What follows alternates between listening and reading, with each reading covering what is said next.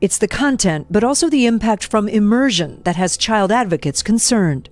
The metaverse is the new wild, wild west for kids. There's pole dancing and strip clubs too. Oh, hello, miss. We can hang out, watch a movie or something.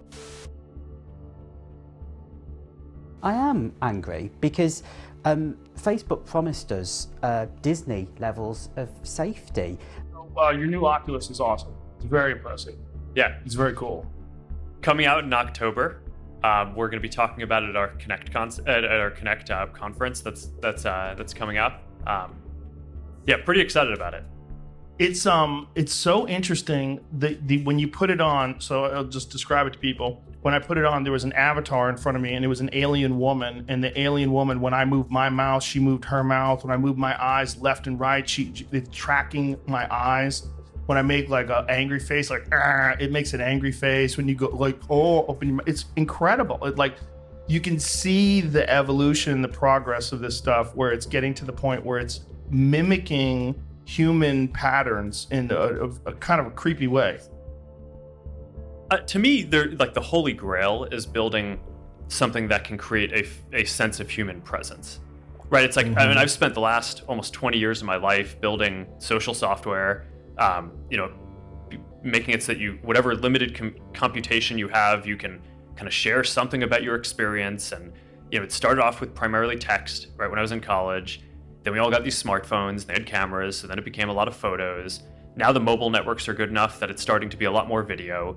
And to me, this kind of like immersive experience is clearly going to be the next step. But there's this question about, okay, so being able to feel like you're present with someone will unlock so many different types of value for a lot of people. And there's like social and entertainment, there's professional. I mean, I follow this economist who basically studies that economic opportunity and upward mobility is sort of limited or varies based on like what zip code you grow up in, right? Because there's different opportunities in different places.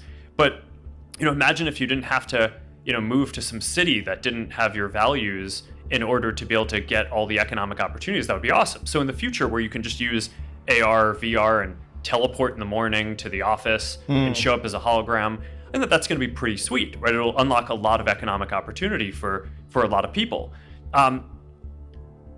Is it ever going to be 100% as good as being there in person? Probably not. But I don't know. When we were talking about doing this conversation, we talked on the phone, right? It's like I didn't fly down to Austin to talk about whether to have this conversation. Sometimes it's like whatever amount of simulation you have is you can create a lot of value even if it's not 100% as good as the actual physical thing. So I just view our job as, we'll basically approach that like an asymptote. I don't know if you'll never be able to do all of the things that you can do kind of in person with a person, but you'll just be able to do more and more. If today it's gaming or hanging out, and over the next few years it'll be working, right? So hopefully you'll just be able to teleport in and basically just show up as a hologram and work remotely and live wherever you want, be with your family, wherever they live, but just be able to show up in whatever place. I think that's gonna be pretty awesome, and I think we'll be able to do that pretty well. It's gonna be a real issue for commercial real estate. There's not going to be a lot of offices. If that actually becomes like as good as having a cell phone in your pocket and being able to make a phone call, yeah, you could just sort of teleport to work. Yeah, it's going to be a problem. No one's going to want to work. Well, that's a different question. I mean, whether or not they're going to physically want to be there. Rather, maybe they'll want to work, but they're not going to want to go to the office. Yeah, I mean, maybe. Although I think being present with people, feeling a sense of presence is pretty important. Yeah. Regardless of where you do it. I mean, I've found, over the last couple of years, the way that the work has been done has changed a huge amount. And, there are all these things that are sort of complex about the office. But I see people in person almost every day. Sometimes I probably do more meetings at my house now than I would have before.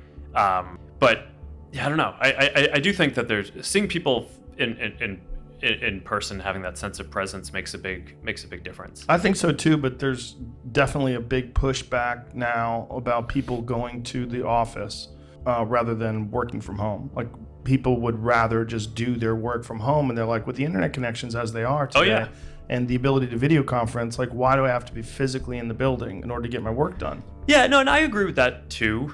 Our company is actually pretty forward leaning on remote work. I mean, just especially some types of work, especially software engineering, you can do pretty well from a lot of different places. And if you're an engineer, sometimes it's actually better to not be in the office because then people aren't bugging you. You kind of want like a block of like 5 hours where you can just work on a problem. And if, I don't know, it's like, I have this thing where, I'll be like in zone kind of flow concentration working on something. And, my wife will like ask me some like basic question.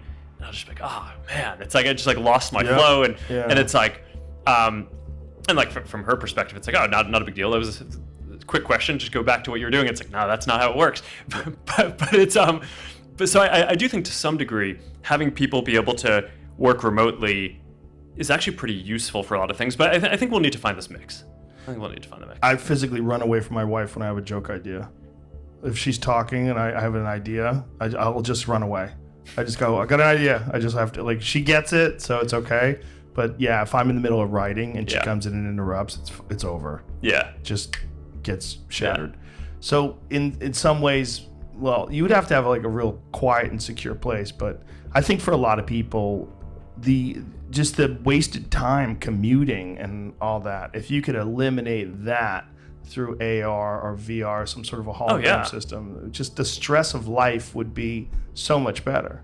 Yeah, I mean, that's been, for me, over the last couple of years with COVID and just kind of rethinking the way that stuff has worked, I think reducing the commute has been one of the big efficiencies.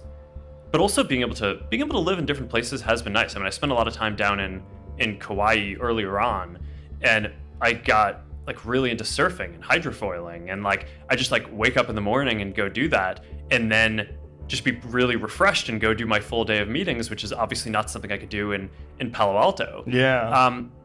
So I don't know. I'm pretty positive on all this. I think if you can give people the ability to get their kind of fluid state, like flow state work remotely, but then also just be able to kind of in a second teleport to a place and show up as a hologram and be present, I think that's pretty valuable. Now, that doesn't replace everything, right? I mean, one of the things that I found is for larger meetings, one of the most useful things is not actually the meeting itself. It's just getting a chance to catch up with people before and after the meeting, right? When you're in the hallway or something. Yeah.